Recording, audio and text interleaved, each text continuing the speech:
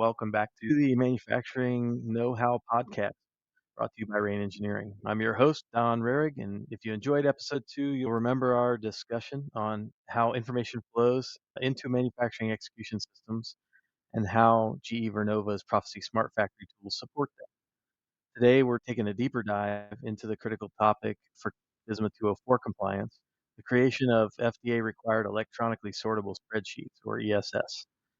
We're joined again by Chris Carlins, CTO of Rain Engineering, Joe Gerstl, Director of MES Software at GE Vernova, and Scott Butler, educator from the FSO Institute. Welcome back, gentlemen. Thanks, Don. We'll just jump right into it. Many companies use a multifunctional ERP system to support the company's ability to trace and recall products. How can Proficy MES link to an ERP system like SAP or Oracle or JD Edwards to share specific manufacturing data with the ERP, such as lot codes and batch and blending data and traceability codes in terms of volumes of production? So, any MES implementation is integrated with the ERP somehow, some form or fashion. Probably the most important part is getting the orders down from the ERP so that they can get to the shop floor and get executed. So that kind of integration is already in place whenever you have an MES implementation. 99% of the time, that's already there. Now, what is actually integrated is a different question, right? So like the first case I talked about orders, that's not really something that's related to this FSMA 204 topic. But the point is that you can integrate to the ERP pretty straightforward. There's a lot of ways to do it. One is through some software called a middleware software.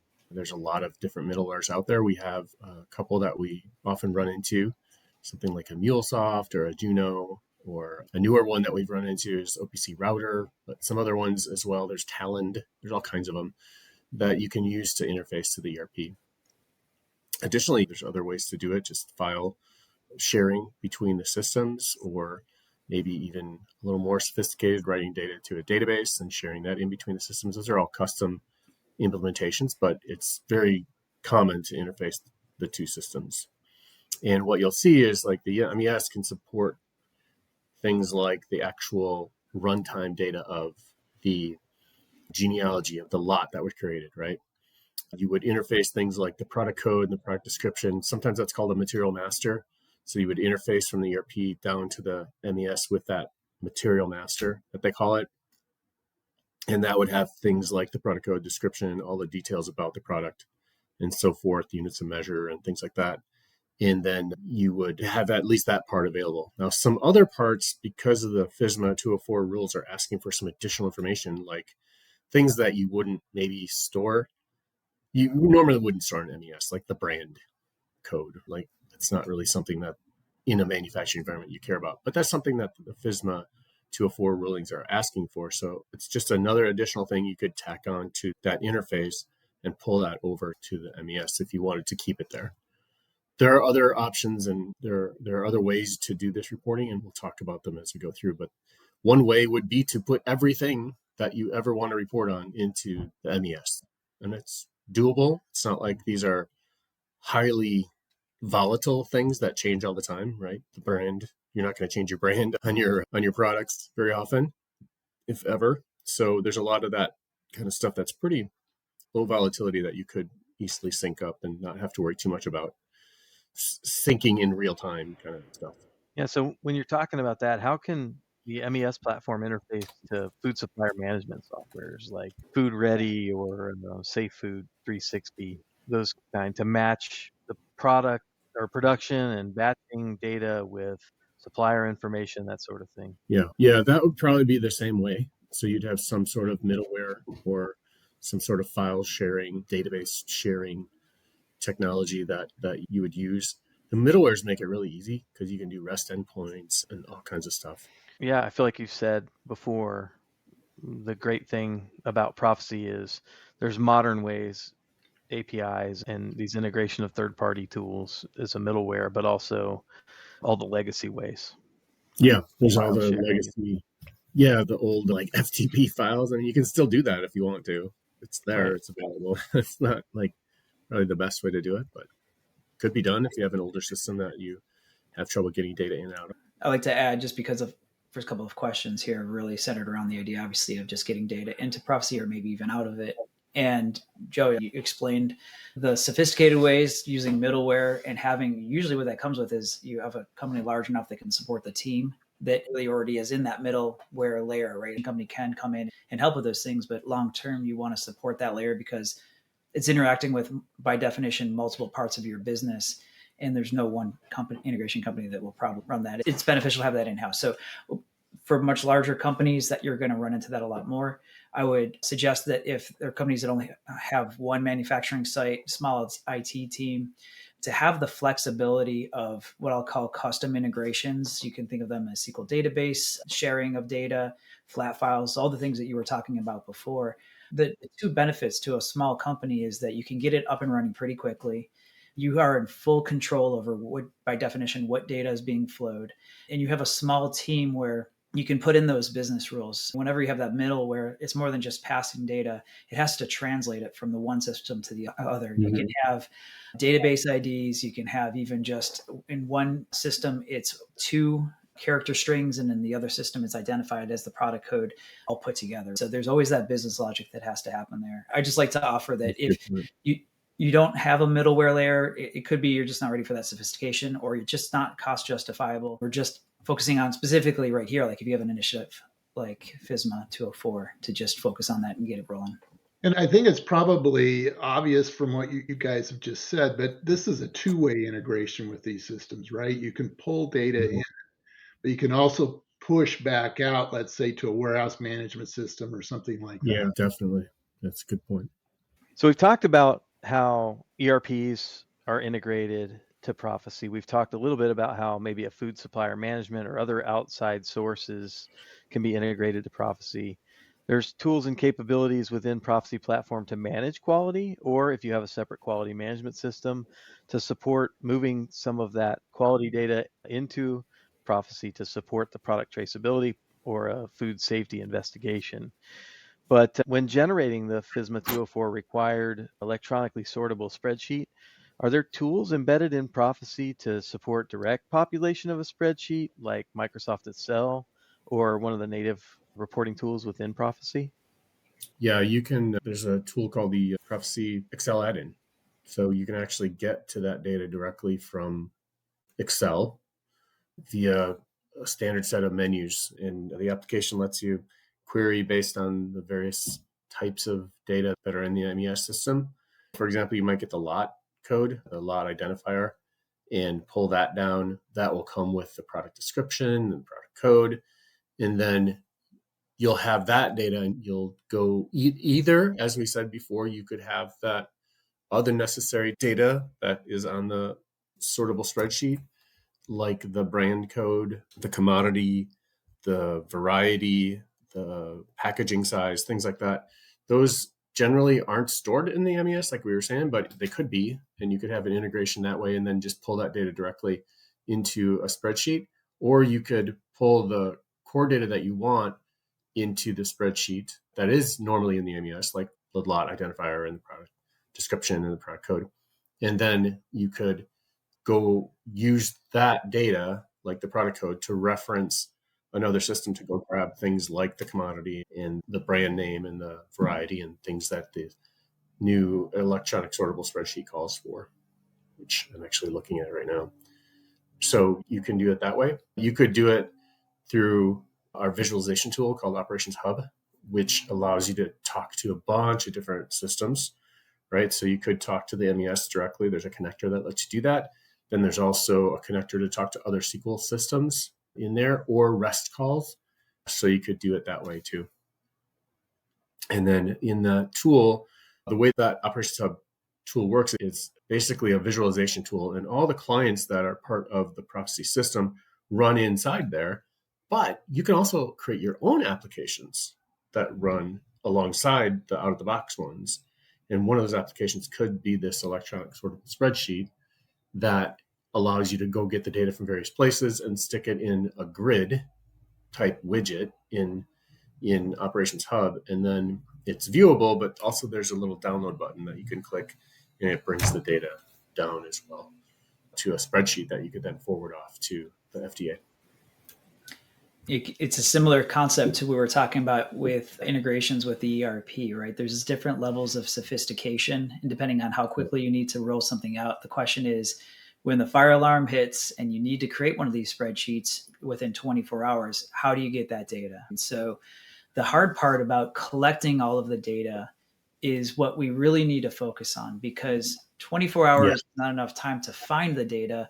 But if you know where all the data is, it should be enough time for you to assemble it, right? So if you have a highly sophisticated system, Joe, you already mentioned about the idea that you can have the MES be the one source of truth. You could bring all that data through integration. You could update it on a 24-hour basis, so it knows all of the other things that wouldn't normally be part of the MES.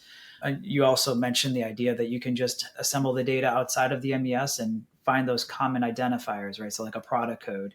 If the MES knows this is the traceability path that it went through, raw materials, all the work in process, and the finished goods, then you could pull all the product code information from the ERP just by finding that common identifier for each one of those. So the other part of the sophistication is, do you have it so you're using some kind of data reporting tool that even is able to bring that together for you automatically? Outside of it, you just push all the information together.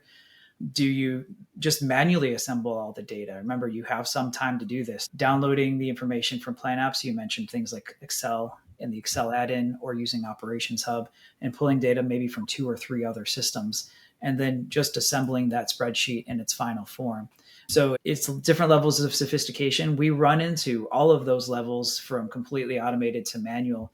And sometimes it's independent of the size of the company, right? It just matters where people are on their digital journey. So that's what I would add. Yeah. One of the questions I was going to ask was, can the system be configured to generate the fully populated and sortable spreadsheet? And it looks like there's lots of ways to take care of this issue available in the tool. FSMA 204 requires that all traceability information be retained for a minimum of 2 years. I think that's right. And is the Proficy system capable of retaining information so that electronically sortable spreadsheets could be generated from the traceability information after or over the whole 2-year period? Yeah, definitely. The data can, we have customers that have years and years of data on their systems. Yeah. But yeah, definitely. No problem. You can report on it anytime. Yep. And looking back anytime over that 2-year period. Yep. So what services can a system integrator like Rain Engineering provide to a food manufacturer in assuring the Vernova Proficy system is fully integrated to other company software tools and to support the FSMA 204 traceability and compliance? Yeah, so in this particular case, we're talking specifically around the integration of other business systems that have a piece of the full puzzle. So we've talked in previous podcasts about the idea that we play a critical role in getting the machines connected up and the data flowing to the MES. And, when we talk about the other side of it is getting all the data together, we spoke about the integrations with SAP, whether it be through a middleware or through flat files. And it's more than just deciding on a technology. Obviously, there's the full implementation and the details of it. So going through a full understanding of what the requirements are, understanding the FSMA 204 spreadsheet, where all the data is, and what's the best method for that team to be able to put something together quickly. So at a high level, I would say that. I think a lot about our manufacturing know-how offering, the methodology we use for digital transformation in general. Let's talk about the goals and make sure everyone understands the complexities of the FSMA 204 stuff. Then understanding where the gaps are, doing a shop floor analysis. Are there systems on the floor? Is there automation on the floor that we need to connect to? And then working with the customer to figure out where the gaps are and to create a roadmap for that to be able to close the gaps. Once we've worked through all that, then it's a matter of scheduling the execution process. What needs to be done and in what time frame, and figuring out what those scoped projects really look like. So there's the consulting piece. I think, Chris, you've put a lot of videos together around food safety and compliance to different regulations in our manufacturing know-how platform. So I think being able to offer training around that sort of thing in our education platform is another service that we like to talk about. And then, of course, support, ongoing support. So once the implementation's done, just making sure that during mock recalls and things like that, that the systems behave as anticipated and have the data in them the way the customer and the FDA expect to see it. So all really good stuff. Once a company set up the product traceability system to comply, are there other benefits to having all this product data in the ability to improve productivity or product quality in the manufacturing process? Yeah, there should be. That data can be definitely useful, and especially when it comes to the quality side of it. There's a lot of capability in the Proficy suite to track things around quality.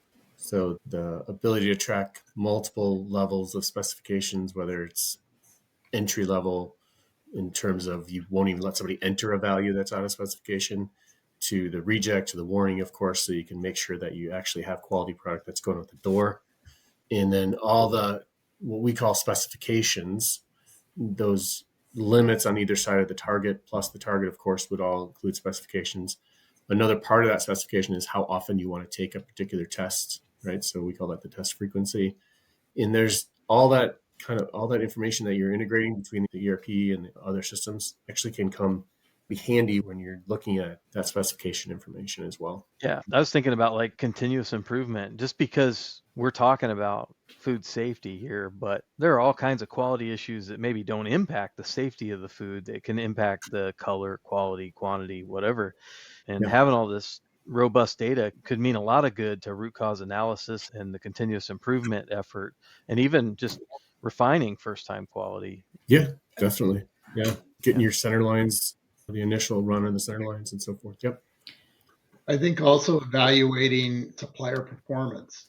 Now that you have this granular information in your system, you can trace back to what vendors are providing materials that work best in your process. Man, that's a great point, Scott. I think we overlook a lot the ability when you have this level of granularity, this level of information. I think we overlook a lot the ability to make sure that maybe we have multiple suppliers supplying the same material, and you can look at overall quality across all your suppliers. That's a great point. Yeah, and especially when there's fluctuations in supply chain, you might have to rely on multiple vendors. And what happens when you have a vendor that's consistent but is no longer available, and you have to turn to another one that has slightly different traits to it, and knowing how to adjust for that new process. And you might not get it right the first time. So the other part is, if you're already collecting quality data, you're connecting up to the machines. One of the things that we provide is the ability to have access to the process data too. And of course, the correlation between the quality data of the raw materials coming through, how it looks to the finished product, and the process data that was used to get it there to tweak to get to that golden batch or whatever type of dimensions you're making. So those are all important things. The other thing that comes to mind is a particular example that I was a part of a while back, where they did not know on the processing side of the product how much water they'd be able to add and still have a sufficient product on the canning side.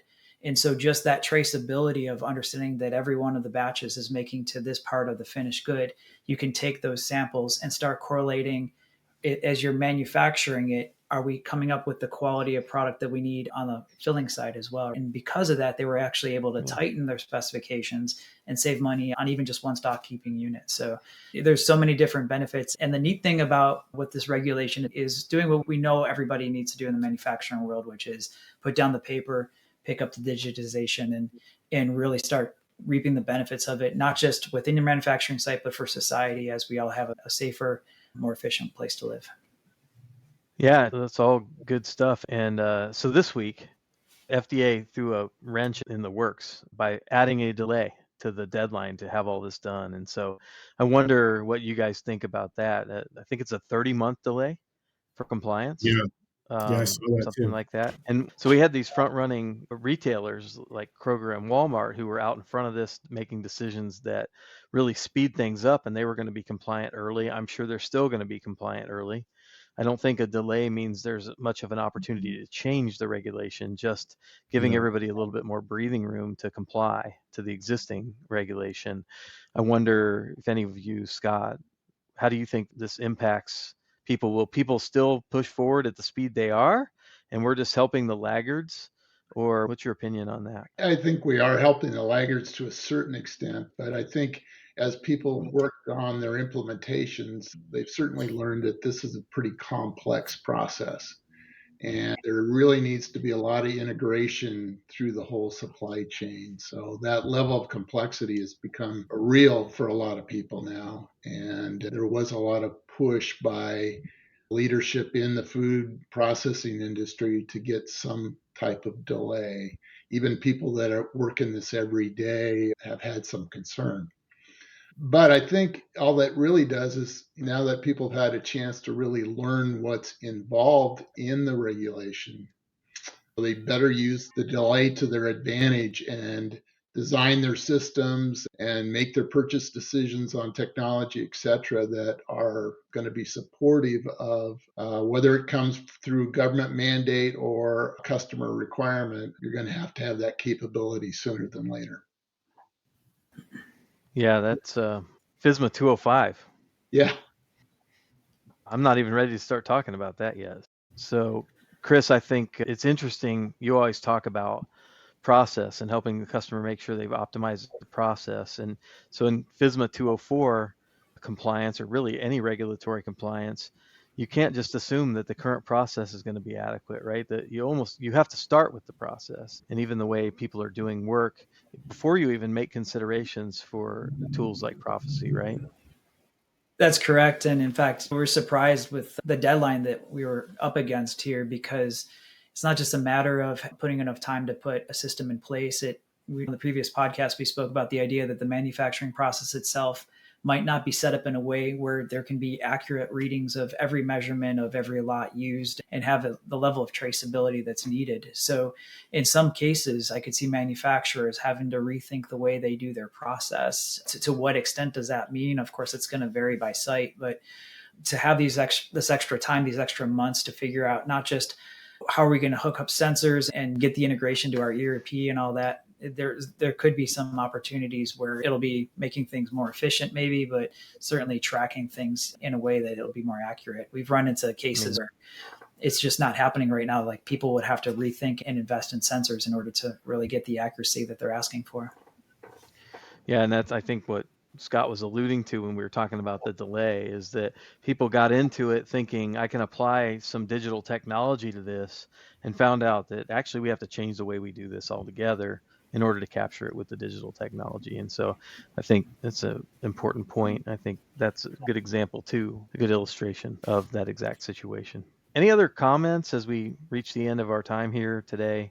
Any other things that you want to say besides engage Rain Engineering if you want help with organizing your process or applying technology to help you become compliant, or that GE Vernova's Proficy Smart Factory is the very greatest tool on the market in order to comply with FSMA 204 and other FDA regulatory things, and that if you need guidance on how to rearrange your process or other considerations, that you should look at FSO Institute for some guidance and help around food safety and food safety management. Are there any other things that you guys think will help our audience to wrap their heads around all this?